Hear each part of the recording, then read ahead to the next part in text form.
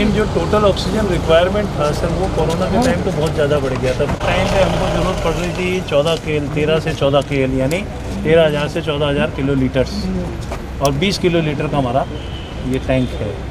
अब रिक्वायरमेंट घट के सर 14 KL से ये आ गया है 7.7 KL तक। तो अभी तो मैक्सिमम माने ना, और एक जो ट्रक आती है आपकी या जो लोड करके आती है 20 KL की भी आती है, 20 KL की भी आती है, उसके अंदर 18 KL खाली होता है, और 14 KL की भी, 12 KL की भी आती है, 13 KL की आती है, जिसमें से 11.8 11.9 खाली होता है।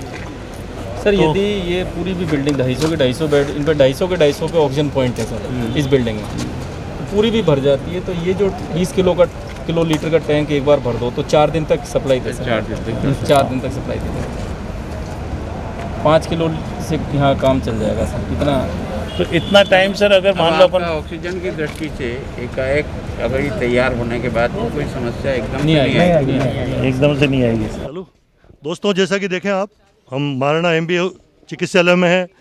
अभी नेता प्रतिपक्ष गुलाब चंद जी कटारिया भी और सभी डॉक्टर्स वगैरह, पोसवाल साहब, सुमन साहब, उप महापौर साहब, उप महापौर साहब और सभी समाज सेवी लोग यहाँ आए हुए हैं। और हमारे ये उदयपुर के जितने भी पत्रकार भाई हैं वो भी आए हुए हैं कि उदयपुर में क्या व्यवस्था ऑक्सीजन की हुई है। अभी गुलाब जी भाई साहब ने देखा है। आदरणीय भाई साहब, आप सबको देखो क्या है कि अब की बार उदयपुर में और हम सब लोगों ने, आप सब ने, ऑक्सीजन की कमी के कारण से बहुत ही एक तरह से अफरा तफरी मच रही थी, और सच में जितनी उसकी परमानेंट व्यवस्था होनी चाहिए वो हमारे पास थी नहीं। टेम्परेरी जोड़ तोड़ करके काम को चला रहे थे। अब इसमें सब लोग सहयोगी बने। सरकार ने भी जो पैसा दिया वो पूरा का पूरा एक प्लांट तैयार हो गया, और उसके कारण से अधिकांश भाग को वो कवर कर रहा है। फिर डॉक्टर साहब का विशेष था कि इस नए जो सुपर स्पेशलिटी ब्लॉक तो बन गया, लेकिन अगर इसको भी इसी तरह के प्लांट से जोड़ दें तो हर समय कभी भी कोई भी दिक्कत आए तो ऑक्सीजन की समस्या नहीं आए। तो हमारे पास विधायक फंड था ही, सरकार ने भी हमको विधायक फंड का उपयोग करने के लिए अधिकृत कर रखा है। डॉक्टर साहब का जैसा प्रस्ताव था वैसा ही हमने स्वीकृति दी, और उन्होंने प्रोसेस पूरा करके जिस कंपनी को भी बनाना है उसने अपना काम बनाने का शुरू कर दिया है।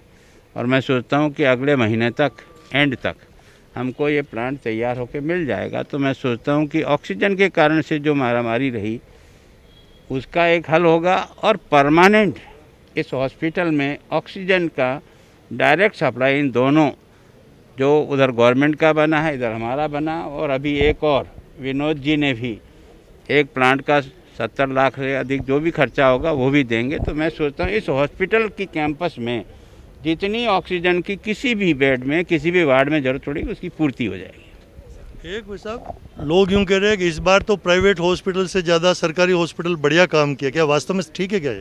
देखो, ये मैं नहीं कह सकता हूँ, आप कॉमन उदयपुर के जनता से इसके बारे में पूछो। मेरा तो विशेष काम पड़ा, और मैंने इन सब डॉक्टरों को रात और दिन, मैं सच में पोसवाल जी को 2:30 बजे भी मेरे को टेलीफोन करना पड़ा, तो इन्होंने टेलीफोन उठाया और उठा करके उसकी व्यवस्था की।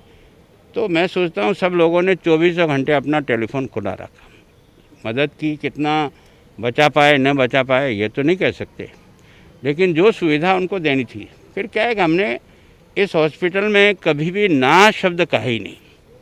हमने उनको कहा भाई तुम्हें वेट करना पड़ सकता है, 2 घंटे कर सकता है, 4 घंटे भी करना पड़ सकता है, जब तक बेड खाली नहीं होगा तब तक उनको वहाँ नहीं लगा सकते। उसके बाद भी कुछ लोगों के दिल और दिमाग में प्राइवेट में ज़्यादा सुरक्षित वो अपने आप को समझते हैं, तो वो उनकी इच्छा से जाएं तो हमें कोई, लेकिन किसी गरीब को जिसने इस हॉस्पिटल की तरफ देखा और ये आया, हमने पूरी मदद की उसको सुरक्षित करने।